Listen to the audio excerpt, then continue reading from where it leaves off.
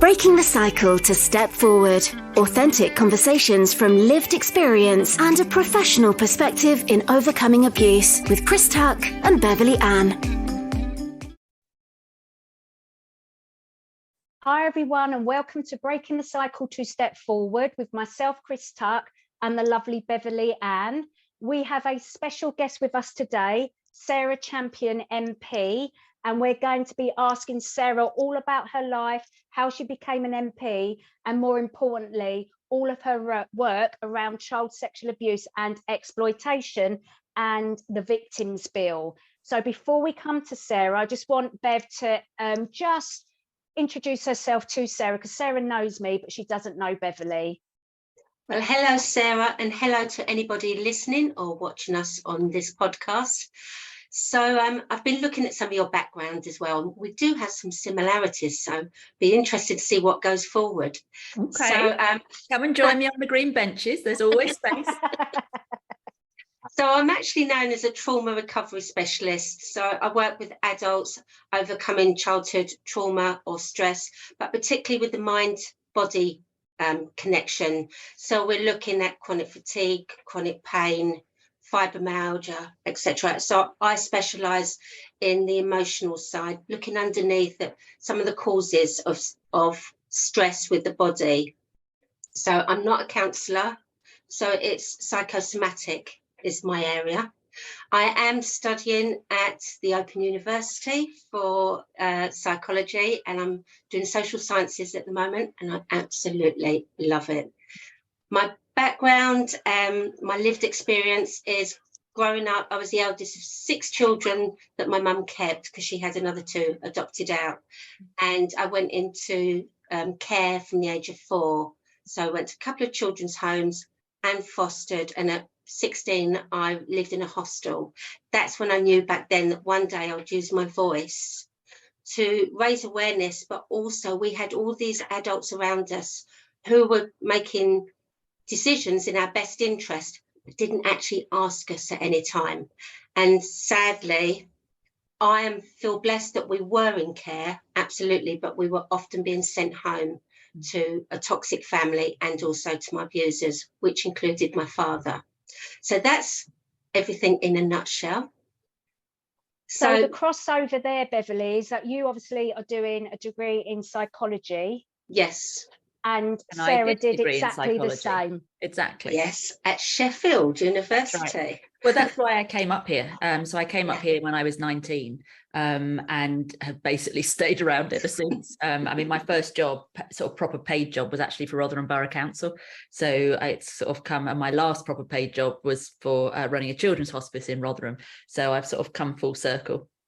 Yeah. So Sarah, how did you go from arts development officer to a CEO of a children's hospice? How did that happen? I mean, well, to take a step back from that, I graduated in the early 90s, which feel very similar to where we are now. The only difference was then there was very high unemployment, whereas now there isn't, but very hard to make ends meet. It was my sort of first political experience was the poll tax, if people remember that. So rather than taxing the house, I think they were going to tax individuals or the other way around. And it was the first time I'd been involved in people really being adversely affected by their government policy decisions and rising up to challenge that, which we successfully did. And I got into the arts because it was my passion. It was what I loved. So I started, because I was unemployed after my degree, I started off actually working as a volunteer in an adults hospice in the funding department. Then I went from that to get some money in to running art workshops, and Rotherham Borough Council actually asked me to come in and do library workshops with children. And in Rotherham. And so I did that. Then they asked me if I could babysit literally the art centre, because at the time, and we didn't know it at the time, the art centre manager was actually pregnant, and it was a very complicated pregnancy. So she ended leaving work early and staying off longer. So that sort of got me formally into running arts organisations. And then I went to do the arts development, which was really very much about empowering the local community, giving them a voice, doing that through arts. So one really amazing thing was I was brought into the area, which is Ashfield, which is sort of like top of Nottingham, bottom of South Yorkshire, if you can imagine that band. And literally the year I started was when the last coal mine there stopped. So there was a lot of unemployment. There was a lot of identity being lost, community cohesion breaking down, all of the sort of the social structures that came with a big employer that sort of pretty much everyone went to just disappearing overnight. And I was brought in because the BNP was targeting that area. And in their wisdom, they thought that arts was the best way to counter fascism. And so what I did was just talk to the local people, find out what it was that they wanted. And one really good example was an old coal mine railway line that they sort of used, like a narrow 2 gauge that they used to get the coal out. And we decided to make that, rather than just sort of shutting it down and letting it grow over, we decided to make it into a sculpture trail. And everyone was like, Sarah, it's going to get vandalized, it's going to be destroyed. And because it was people's grandparents, it was their aunts, it was their brothers that we actually got to make the sculptures. Why would you do that when it was your next door neighbour that made it? And I realised we'd cracked it when I walked along it after we'd opened it the first weekend after, and I saw a sculpture that we hadn't made with artists, and someone had made that in their garden home and put it there. And I thought, wow, okay, we've got this. And then from there, I moved over to Manchester because I'm actually part Chinese. So my great grandmother was Chinese from Shanghai. And I went to run the Chinese Arts Centre because my grandpa, who was half Chinese, he died when I was 18 months, but was a very, very influential figure. Still is to a large extent. And so that helped me combine the arts and a part of my background that I didn't really know but wanted to engage with. And so I work with artists of Chinese descent, mainly sort of British Hong Kong artists, but from all over the world. And again, my role was to give them a voice, was to give them a platform, to let them be able to sort of express what was important to them. But it was a very, I don't mean this in a negative way. It was, I can't think of a more positive word than say it was a very rarefied thing. So I was working with a very small group of artists in a very specific context that was seen by probably a few thousand people. And I just thought, I'm giving so much to this. I want to give those skills and to be honest, the hours of my time to something I feel has a very direct, very real basis. So then I saw the Children's Hospice, Bluebell Children's Hospice job, being the chief exec of that coming out, and I thought, well, I'll never get it. But I applied anyway because I thought that's something that I can actually do on a daily basis. I can see the difference that I'm making. And I always thought I went through as the wild card, but the chair of the board said actually I was the one to beat the whole way through, and they gave me the job, and I ran it for 4.5 years, and it was amazing and phenomenal, and such a gift to me to be able to work there, because the families had I won't say they'd accepted, but they'd recognised and acknowledged the diagnosis of their child. And so the most important thing for them was to spend the best quality time that they possibly could with that child. And we were able to make that happen. But the group that I was most impacted by were the siblings, because the poorly child had the help, the medical help, the psychological help, the family's attention. You know, the family knew that they were going to be alive for, you know, hours, days, weeks, years. So they really wanted to invest in that child. The sibling is not intentionally, but is literally standing in the back of the room. And they're, I mean, how complex is it when you're young? You're going to lose your sibling. Yeah, you're jealous of them because they're getting all the attention and you're not, and you're trying to be a really good girl or boy and do everything you're told and be quiet, but actually you quite fancy running around and screaming and shouting and having a guinea pig or whatever. So I spent most of my time, we had a computer room, sitting there just chatting to the siblings and helping them as much as we could move forward once their brother or sister had died. And the one thing that I'm really, really proud of I don't know the stats there because I've not been there for a few years, but my sort of close friend has just taken over as chief exec, so I could update it. But men and women deal with the death of a child very, very differently. And the stat at the time was that 50% of relationships would break down when a child died. And I understand that. And for the 150 odd children that passed while I was there, all of the families stayed together because we were able to give them that support. So counselling support, but also practical support as well. And I feel really, really proud to have done that. So I went from one extreme to the other, and then became an MP. What made you become an MP though, Sarah? We are really, really intrigued. Well, I'm a very out feminist. I strongly believe in equality, and we don't have it in this country. We don't have it around the world.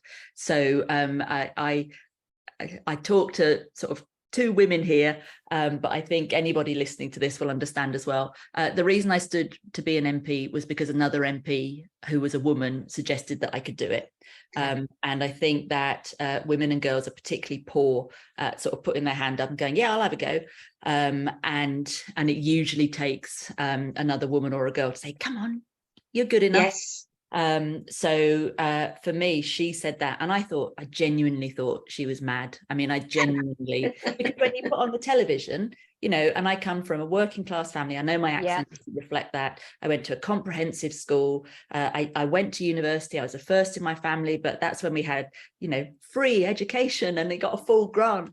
And I've worked. Wow, lucky you. It's amazing. It's amazing. I mean, people don't even believe that was a thing once. Yeah. So I've worked for everything that I've got. But when I switched on the television, and still now when I switch on the television, I don't recognize many of those people that look back at me. So I just didn't even consider it. And you know what? I'm pretty good at it. Well done. By-election locally. Literally my predecessor went to jail for embezzling public funds for 6 months. So pretty serious. Wow. And at the time, again, I thought that I was just, you know, a wild card that was sort of there to make up the numbers. But now I understand someone who had no political history, who wasn't on Twitter, who wasn't on Facebook, who was running the local children's hospice, was a really good, clean candidate. So I can see why the party, the Labour Party, sort of put me forward. And I think it's quite interesting because I don't have any political background at all. I actually had to learn the ropes. And I think that's been a real strength in getting change, because if you just do the same thing, you tend to get the same outcome. Whereas I've done things differently and I've got different outcomes, which I'm quite proud of.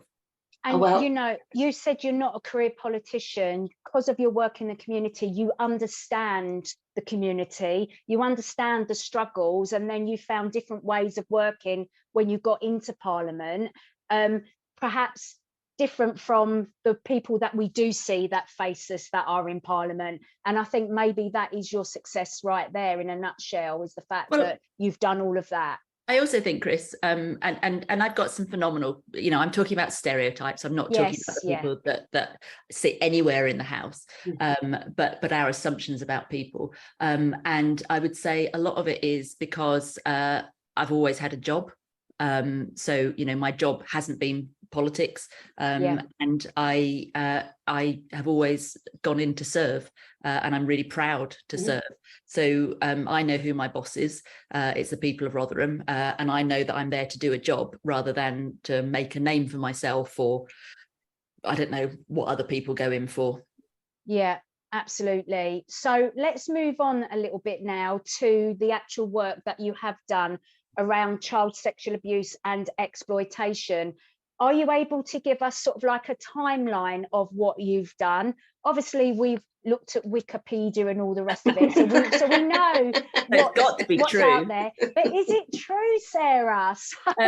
I stopped looking at that many years ago, because otherwise you go, what? Why? And there's a typo, and it's just whatever. And there's also a distinction between Sarah Champion, the MP, and Sarah Champion, the person. Yes. And I try and maintain that. And I find when you go on things like Wiki, it starts to get a bit muddled in your own head. Yeah. So we know we've read about you, but we're challenging it. We're challenging it. But what we do know, you've been involved in a lot of APPGs around CSA and CSE. So could you expand on that for us, all of that kind of work that you've done? Of course.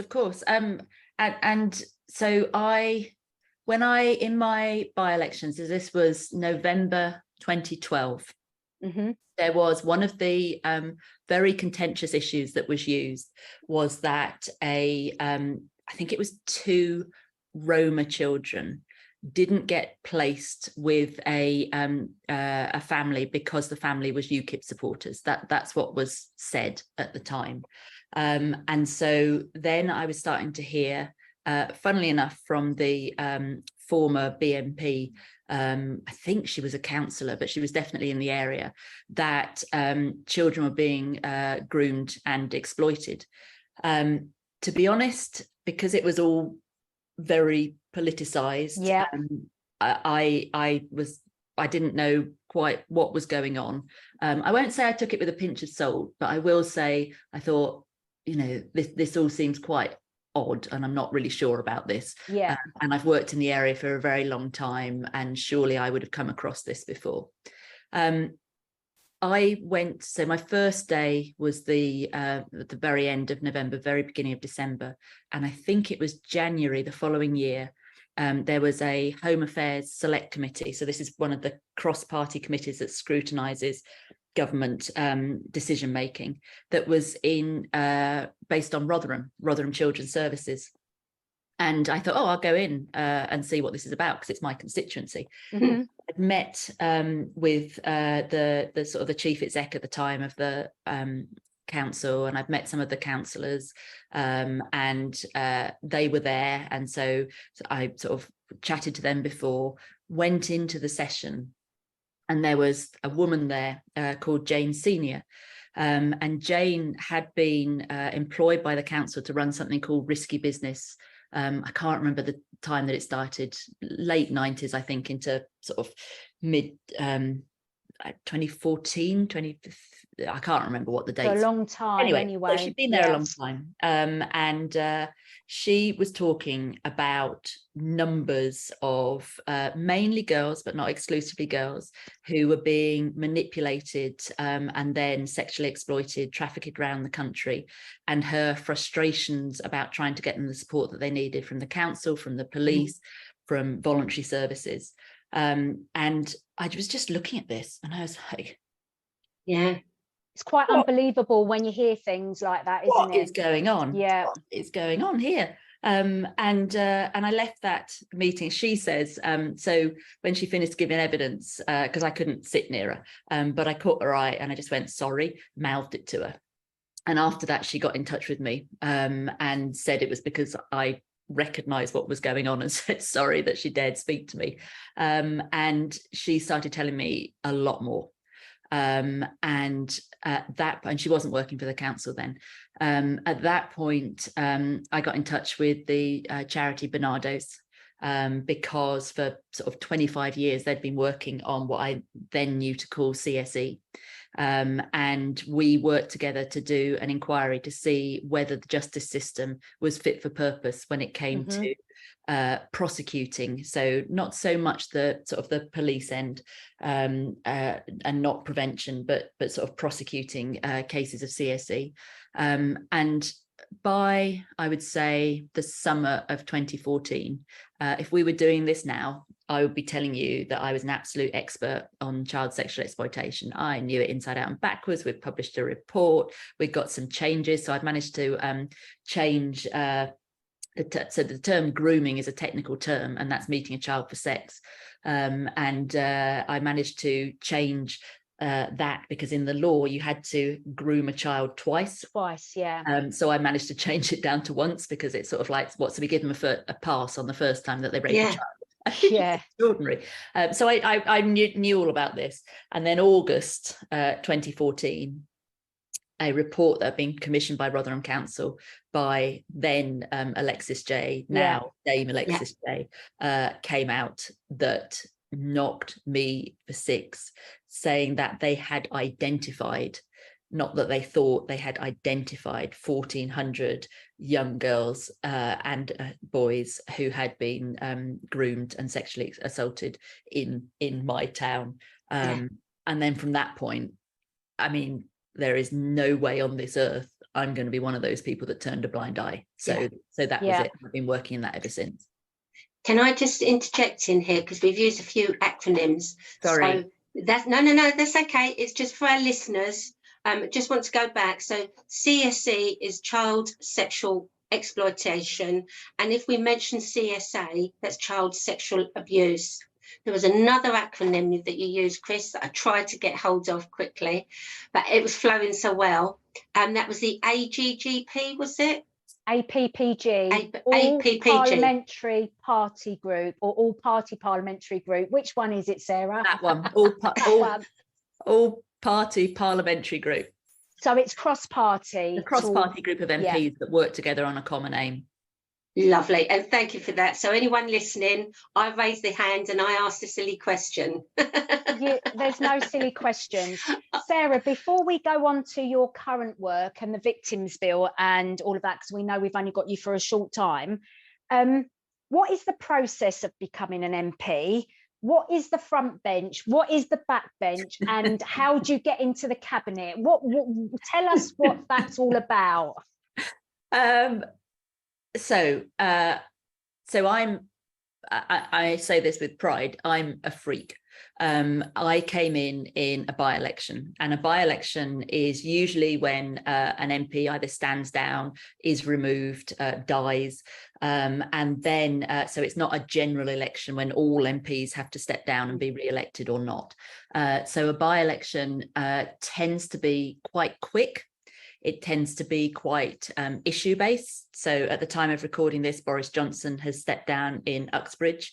So there will be a lot of investment, not cash, well, not necessarily cash, but time invested by the parties to try and win it. So politically, you know, everybody wants Boris Johnson's seat. So by-elections tend to throw up not your usual politicians who have sort of come up through the ranks. So maybe they studied politics, they work for an MP, then they become a local councillor, and then they stand to become sort of a member of parliament. So you tend to get more oddballs like me coming through. So when you start, a backbencher is literally that. So we have 2 banks of seating. You will have seen them during PMQs. The front bench, so the ones right at the front, is where our sort of the people that have been appointed by their party as the party's spokesperson and policymaker. So they sit on the front, and the rest of us sit behind on the back benches, so literally the back benches. An interesting fact, the chamber's really tiny. So when I'd never been to Parliament before my first day of work, and you have to go in and go through like a ceremony of enrolment, and they sort of took me into this like mini chamber. And I said, oh, that's really thoughtful that they've got like a mock-up so that you're not sort of threatened. So I said to the guards that were there, you know, this is great. So the real one, is it much bigger? And they're like, Sarah, this is the real one. It just looks big on telly. And I'm like, oh, okay, really embarrassed. But the distance between, you'll have seen like Keir Starmer and Rishi Sunak shouting at each other on the dispatch boxes. So these are literally wooden boxes that would have had the papers in that would have been dispatched all over the place. The distance between the two of them is a couple of inches longer than 2 swords pointing at each other. So it's literally to stop us stabbing each other. That's the distance. So it's a weird place. So the cabinet will be your sort of top tier.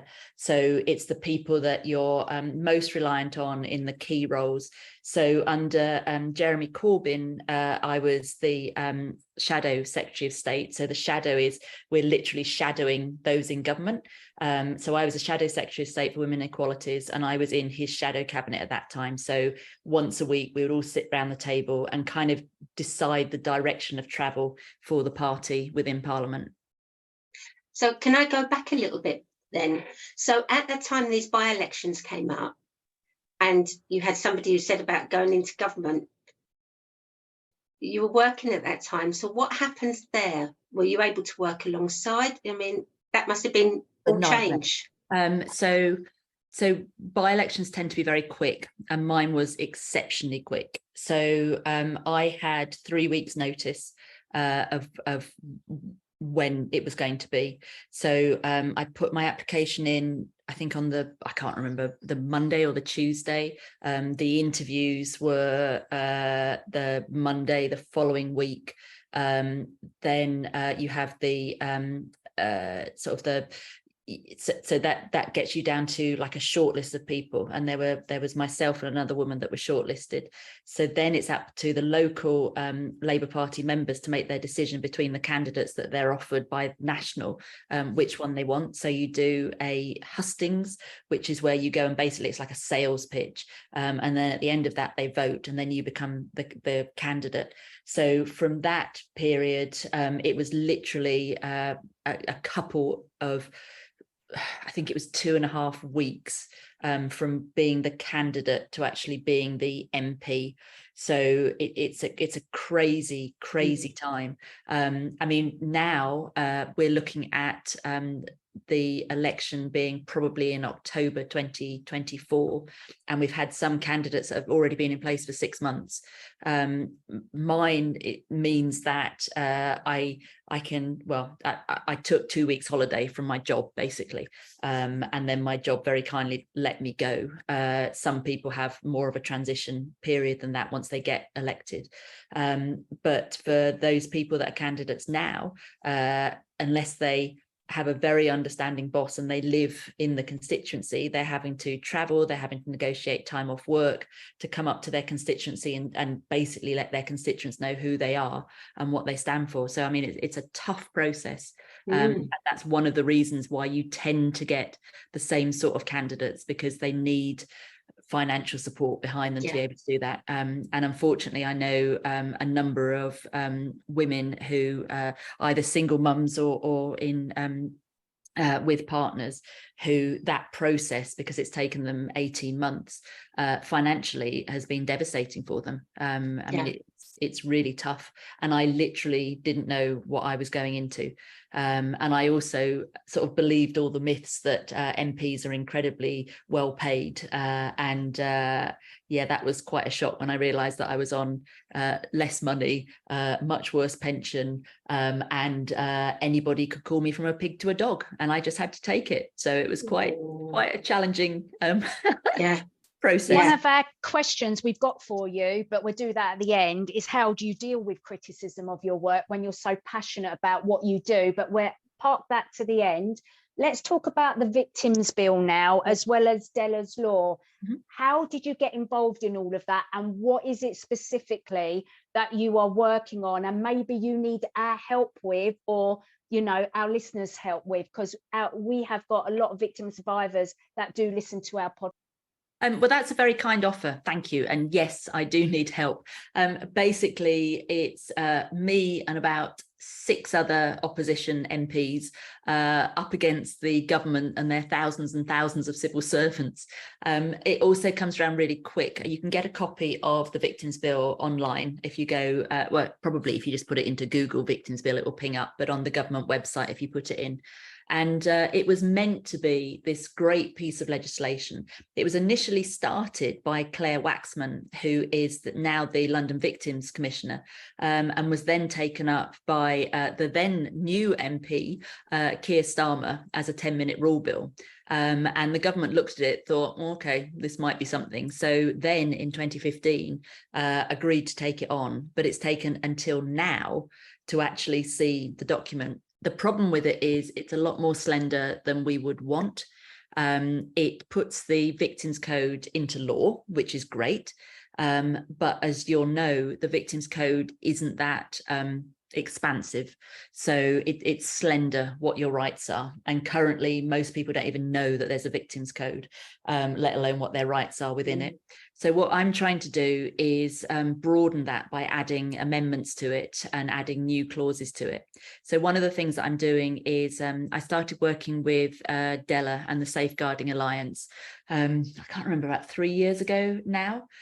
So one of the things that we're trying to get in is to make sure that all registered sex offenders are unable to change their name, because they do that to avoid detection. With a new name, you can then get a new DBS check effectively. So it's terrifying, the consequences of that. And also in Della's case, if you were her abuser, literally on the day of court would change his name, and then all of the documents had to be reissued in the new name, with all of the wait time that takes. And people listening to this will know you build yourself up for that moment. So then for them to blow it apart, it is really quite horrific. But what I'm trying to do is broaden that, so that anybody, even before they've been charged, as basically a pre-charge bail condition, is unable to change their name. Because what I'm seeing is a lot of people keeping their birth name clean, using a different name, going through the court process in the new name, and then when they want to, going back to their original name, so that their identity is kept clean from the offences that they've carried out. I've also had cases of people getting new passports in the new name and literally leaving the country. And there's a number, there's quite I can't remember his name, there's quite a high profile case of a teacher who went and worked in Spain under his new name, his passport, and carried on abusing children. So this isn't a random thing. And in the information that I've got out of the government, we know that between 2015 and 2020, 16,000 registered sex offenders didn't give the correct information. Not all of that will be name change, some of that will be address, but you have to assume that a lot of that is name change. And also there's a number of sex offenders that have literally just gone missing. And I spoke to my district commander about this when I first became aware, and he was like, Sarah, how are we meant to find them if we don't know who they are? And I was like, yeah, that's perfectly reasonable. But that's the whole point, isn't it? To have a register of these people and not allowing them to change their name, so we can keep track of them. Exactly the fact that we put the onus on them to let the authorities know that they've changed their name is crazy. It's a nonsense. And it's Sarah, nonsense. And it also means things like Sarah's law, Claire's law, utterly redundant. Absolutely. And speaking to any intelligent person in this world, when you explain this to them, they go, what? Why are we not changing that law? Exactly. So Sarah, why are we not changing that law? Why are people not going, yes, pass it through? Why is it sticking? What is it? It's actually difficult to do. So you have to effectively, right,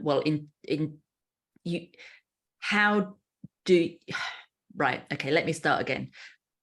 For pre-charge, I can see the human rights angle that, in this country, you're innocent till proven guilty. My view is you put other pre-charge bail conditions on. So this one will drop. And we're sorry if a number of people get a restriction of changing their name because we think you've abused a child. So I can deal with that one. The other argument is the human rights of the perpetrator. But I'm sorry, if you've been convicted and a judge says this is a condition of your conviction, it'll fall when you're off the sex offenders list. So again, I don't have much truck with that. But the reality is it's actually quite difficult. So you could put a charge on and have an administrative log of everybody that changes their name. But then, for example, if you are fleeing an abuser yourself and want to disappear, you're suddenly in a public record with that new name. So there are risks around that. But to try and find a solution, I've actually been working with and deliberately plugging here, Experian, and I think it's called LexisNexis. It's one of the sort of the credit dating things, and they already, for terrorists, for example, are able to work with the Home Office and track people's financial movements to find where they are. So they're pretty certain, and I've had lots of meetings with them, that they can implement something to that effect. So it's not too difficult. There's just not the political will to do it.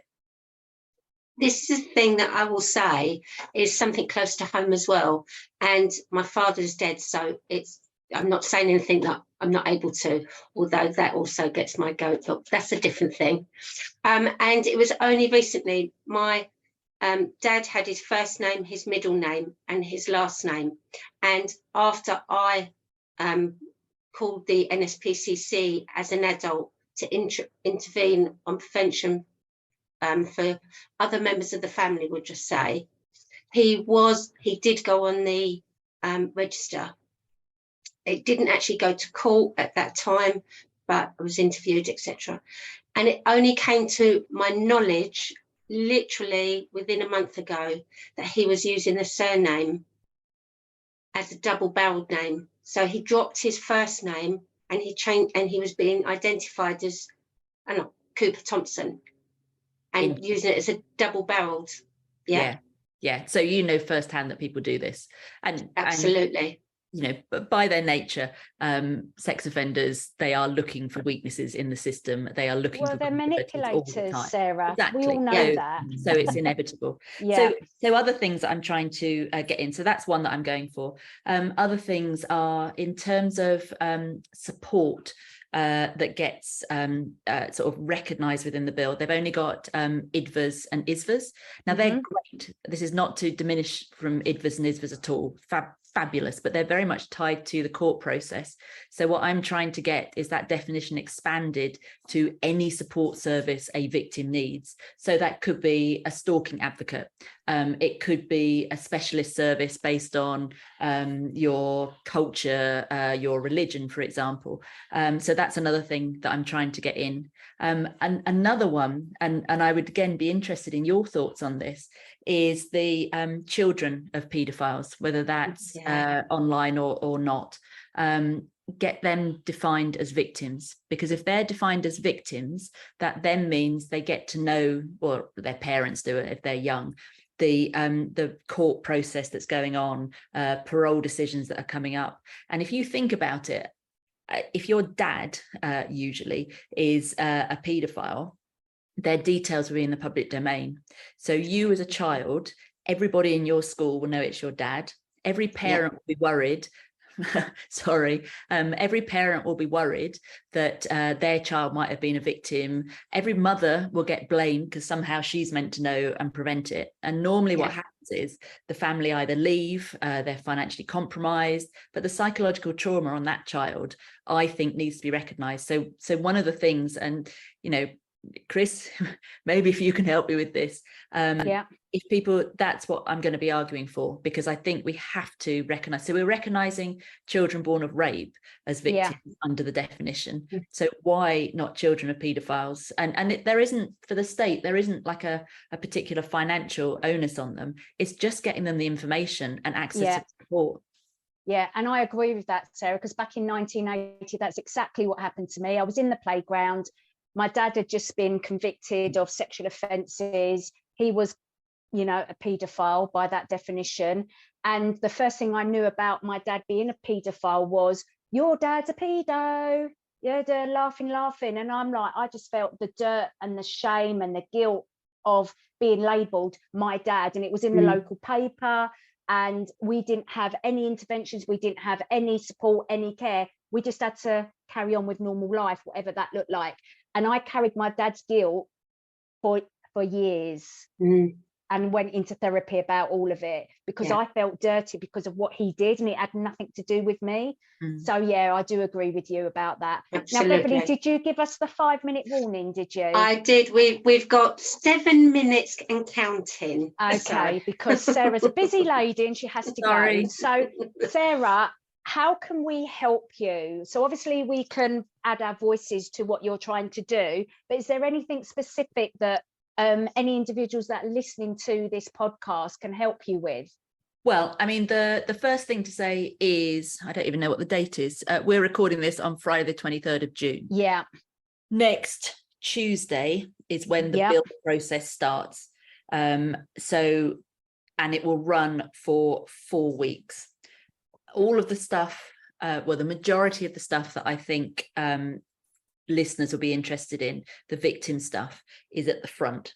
So depending when this comes out, I've put down a lot of amendments, and if people were contacting their own MP and saying could the MP put their name to my amendment, that shows the government there's a lot of people that are interested in it, so that really helps. The other thing is, and Chris, I'm really sorry I didn't know about your family history in relation to that, but if people, so I'm sorry. That's all right, it's okay. I wasn't going to speak about it because this is what happens. This conversation goes off where it goes off. Okay, but if people do have examples, because what I find is it's easy to challenge data. It's not easy to challenge people's lived experiences. Yeah, so if people have an experience that I could put into my arguments, that would be very helpful. The later stages of the bill is around parole, and one of the things I want there is to make sure that victims are informed of all decisions that impact, but not only informed, that they have a right to, before a decision is made, have their voice heard. So that's a victim statement. That's also, explaining why, I don't know, security measures around them are important. Because recently I've had 2 survivors of CSE who found out literally by accident through Facebook that their perpetrators were in open prisons with weekend release conditions. So they had no idea. And for people listening to that don't understand this, the trauma impact of that is immense. Well, can you imagine? I mean, I remember once this is years ago, I'd been on a date with someone. It didn't go well. I walked out of my physiotherapist, saw him sitting in the waiting room, and I went and hid in the toilet for 20 minutes. Yeah. And that wasn't, that was a bad date. That wasn't being raped. Yeah. So, yeah. It puts it into context. Yeah. We've got thought of that. We've got 3 minutes, and there's one last thing that we're trying to get everything in for everybody. Dare to Care, Sarah.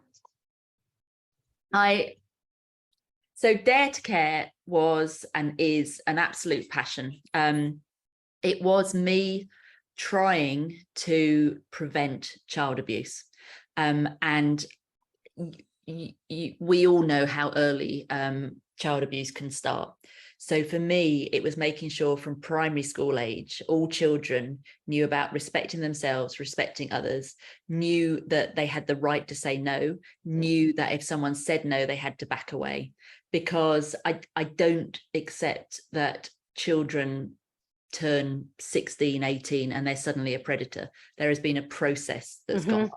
So Dare to Care was working with survivors. It was working with the voluntary sector to make government bring in mandatory relationship education for all primary school. And in June 2017, yay, I got it in the law. The problem is the government still hasn't rolled it out fully. But where it is rolled out, it is having an impact. I just hope that empowers some children and prevents some future abusers coming, because we're all obsessed with once the crime's happened, but what if we could prevent the crime? And we can prevent the crime. And that's something we've talked about, isn't it? About sex education, about giving the awareness to children, because we assume, as you say, it's after it's happened, but there's also this thought. I know I've spoken to many different people that, when we talk about child sexual exploitation, even abuse, that doesn't happen here, or it doesn't happen around where we are. That's other countries, other places. Yeah, and I mean, they're delusional if they believe that. Absolutely. There's that's a lot putting of it delusional politely. people, though, Sarah, in this society, Yeah. unfortunately, and within many institutions as well. Yeah, but on that, and so I trained as a shrink, and it's always the last 5 minutes that you get the most interesting stuff. So I'm going to drop this and go, basically. Knowing the scale of child abuse, so 1 in 4, 1 in girls, 1 in 8 boys will have had some sort of adverse experience before the age of 18. That means that in every institution, there will be a sizable number of people that will have gone through. So we all just need to stand up, get rid of the stigma, and make the changes we need. Absolutely. And that's a really great way to end this podcast, because sorry, I know I'm the timekeeper, but it is, we literally have 30 seconds. It's been a pleasure to have you on today, Sarah. Thank you very much for your time. And we will obviously work with you going forward and keep up to date with everything. And if we can have you back on at some stage, we'd always welcome you. I would love that. Lovely. So thank you very much for your time, and we will catch up with you shortly. Okay. Thank you so much. Thank you. Thank Bye, you. everyone, for now. Bye from me. Bye for Bev. And we will see you very soon.